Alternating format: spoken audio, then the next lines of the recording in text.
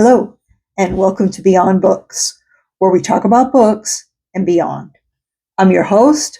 I'm Renee, co-host and official mascot, Raina. And snack of the day today is her soft chew treats beef recipe, where the real meat is the first ingredient. So let's see. We'll check these out and see if Raina likes them. And I'm sure she does.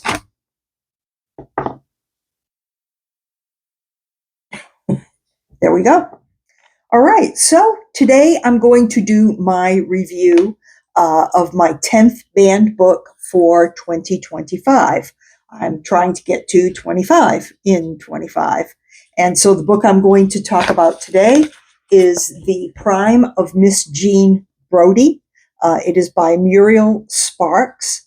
And now, when I picked up this book, I really thought that there were bans and challenges against it. However, one day when I was doing some research on the book, I couldn't find really anything specific enough that I felt qualified it as a banned book. So I kind of gave up on that idea for a little bit, but just the other day, I decided to try searching another way, and I found that the book does indeed have a ban against it in at least one state, and we'll talk about that in a minute. First, let's discuss the book itself. Now, the book was published in 1961. Muriel Sparks wrote quite a number of novels between 1957 and 2004. This one is her best known. It's made several top 100 lists of most influential books and things like that. It's been made into movies and plays, which won several awards on their own. So it is a well-loved and well-received story. The genres for the book are classic and historical fiction. It is adult fiction, so the age expectation for the book would be 14 plus. The book is said to contain autobiographical elements. Muriel Spark apparently attended a similar type of girls' boarding school as to what is described in the book, and she had a teacher who had some similar qualities to Miss Brodie. So, what is the book about? Well, there are going to be some spoilers here because I just have to talk about this book. So, you've been warned, but here goes.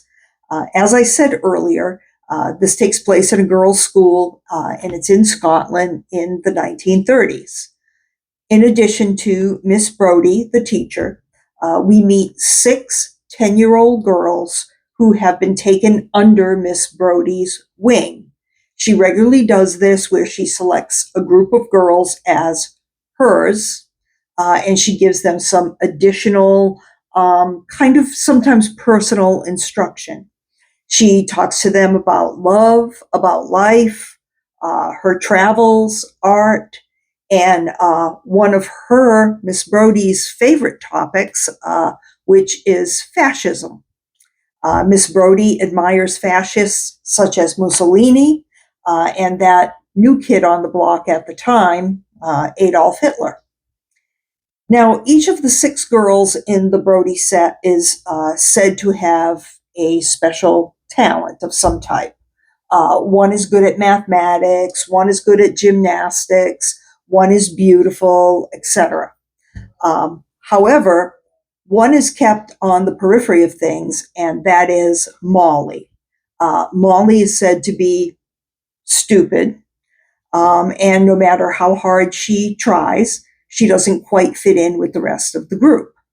She is scapegoated and blamed for anything that happens to go wrong.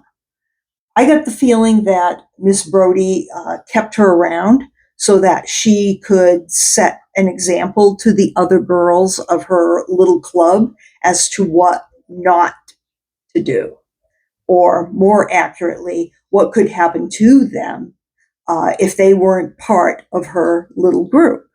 In other words, being ostracized, ridiculed, etc. So the girls will keep trying to do their best to fit in and to please Miss Brodie. Like the fascists that she admires, she demands complete loyalty from them. She has no problem saying negative things about the school headmistress, and she has the girls act as a lookout for her while she teaches them some off the subject material. Miss Brodie insists that she is in her prime and really doesn't accept anything less than her will. To Miss Brodie's way of thinking, she's not filling the girls' heads with things she shouldn't. She claims that she's drawing the education out of the girls. That's how she kind of squares her deviation from the curriculum with the headmaster. We don't get much more than that about Miss Brodie, but I just can't help but feel that there's a little more to the story. Like, why is she the way that she is? We never end up knowing.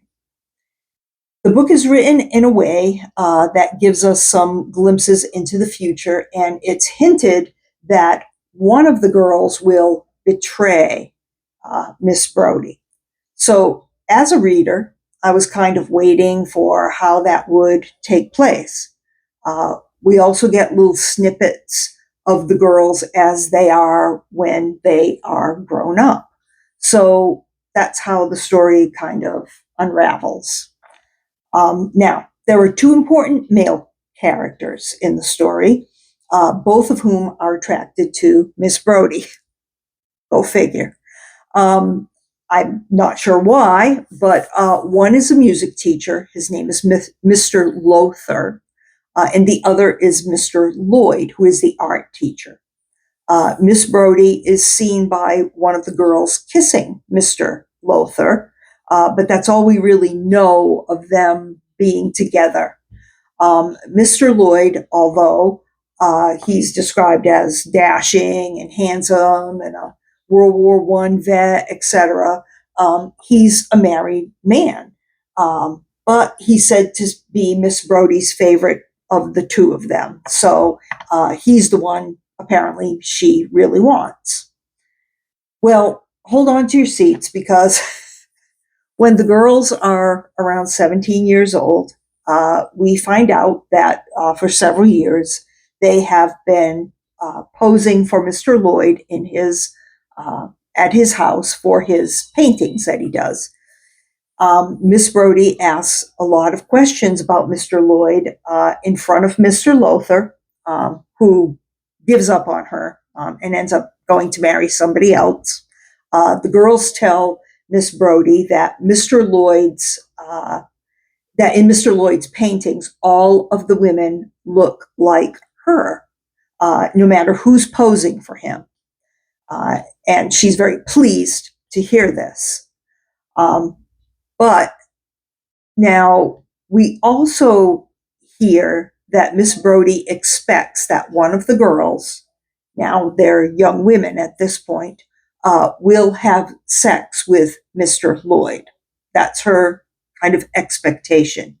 She's chosen Rose for this role because she's the one that apparently was known for sex, although we don't exactly know why, other than that all the girls kind of talked a little bit about sex, and we're just kind of, getting to understand that and have some, questions about that and things of that nature. But we really don't know why this one girl is known for that. Now, when another girl named Sandy realizes that this expectation has been set up for Rose, she is the one who begins to have an affair with Mr. Lloyd. And that goes on for about 6 weeks while his wife is away.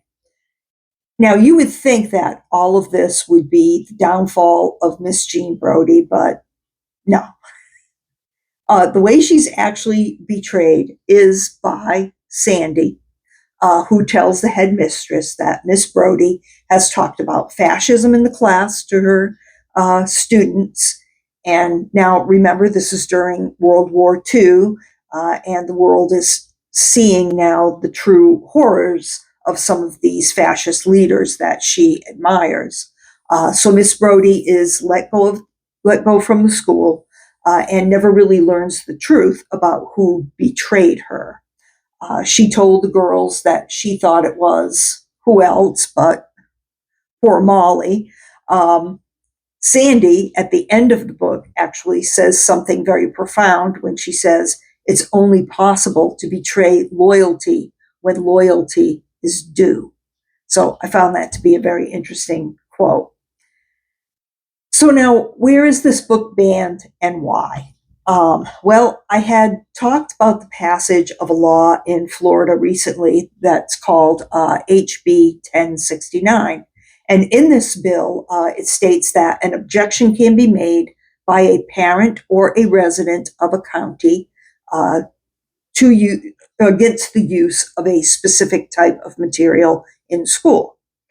Now, as a result of that law, there were 673 books pulled from the shelves of Orange County, Florida. The bill specifically states that the material must be unavailable to the students until the objection is resolved. Now, I'll put a link to the article that I'm referencing where it talks about that and the other books that have been banned from that particular county. And I'll also put a link to the House bill so you can take a look at it. It's very general, though. Now, what did I think of the book? Well, I was surprised at the storyline. I didn't know anything about it, and I thought it was more along the lines of a group of girls who were, maybe kind of rebellious and were taken under the wing of a, disciplinarian yet kind of caring teacher. But no, instead I find that it's about a woman who is basically a fascist in many ways. She demands complete loyalty from those who have been placed really in her trust, and their children, who is willing to bash the administration of the school in front of the children, I think sometimes just to make herself look good, and who unfairly admonishes the girls and scapegoats at least one of them. Her influence over them does nothing for them in the long run, really, that I can see. In fact, it probably likely harms them. I don't think she's funny. I don't think she's charming. She's definitely not caring. And I think someone like that probably shouldn't really be around children. So I had strong feelings, but it definitely made me think about why someone might be influenced by a person like that and the strength that it must take at some point to finally speak up. So in the end, I'm glad I read the book. For me, it was a solid 4-star read. I'll give it a 4 stars. But if you do choose to read it, be ready.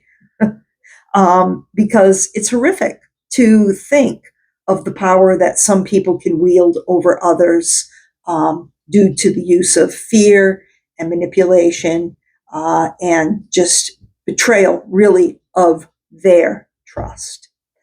So that's it. That's my review. I thank you very much for watching. If you haven't already subscribed and liked this video, please do so. We have another treat for the road, as always. And as always, thank you and have a great day.